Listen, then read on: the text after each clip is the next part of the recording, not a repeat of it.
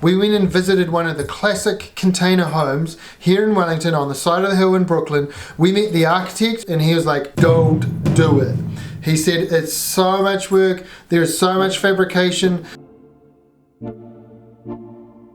This is what I built instead of a container home. 6 meter long, 3 meter wide, tiny little studio. Let's go inside and talk about why I didn't build a container home.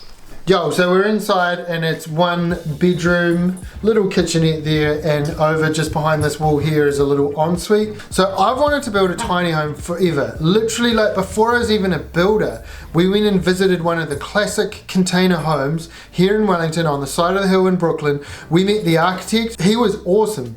And this was like 15 years ago, and my mate and I, Jeff, the guy who's got the semi-rural dream home, we were like, we're gonna build container homes in Oakuni, and then we're going to go and use them in the winter and we're going to rent them out, and that was our original dream. We went and met the architect and he was like, don't do it.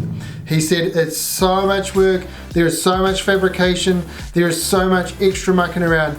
Basically you end up doing twice as much work to turn something that was never designed to live in to something that is designed to live in. Now, lots of people do the container homes because they think it's recycled, but then they look at an old container, they look at how much fabrication they need to do, how much repairs they need to do, so then they buy a new container. So the old container just continues to rust, and they take a new container off the market and turn that into a home. I don't know about you, but that's not really recycling. Quick disclaimer, I'm not anti-container homes, I'm just telling you why I didn't do a container home. So a lot of people think that like a container home will save you money. You jump on TradeMe, you see a container home, it's like 4K, 6K, and then you think like, man, I've got everything I need, all I need to do is like slap some plywood up and I'm good to go. Wrong. You're going to spend a lot of money unless you know how to weld, unless you know how to build, unless you love working lots of nights and weekends. It is going to be a lot of work. When I've costed it out, when I looked at buying the container, doing all the work, having to do all that extra stuff to like strap it and line it and insulate it, getting trades in and getting them to use a product they're not familiar with. I don't know if you know about electricity and steel, but they don't really go together.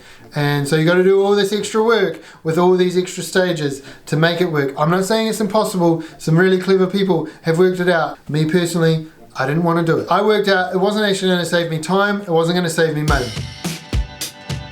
If you do take a second-hand container, you don't know what's been in it, they get fumigated, there's lots of chemicals, there's lots of treatment, you kind of have to strip it right back.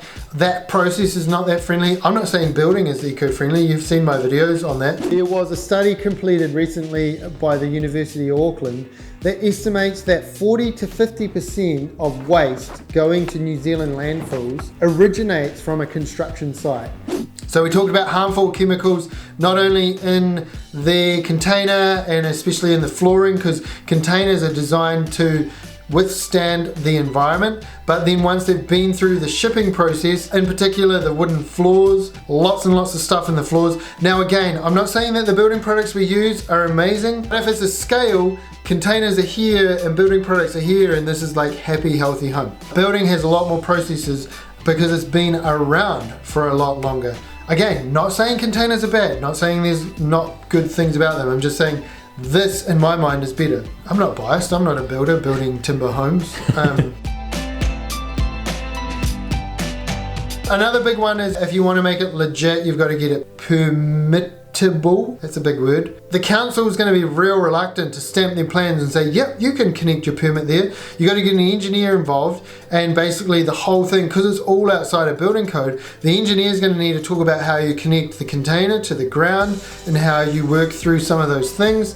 Your council is going to want to know how is your container going to sit on your site. You could just do it all outside of consent and just plonk your container there and put it in it.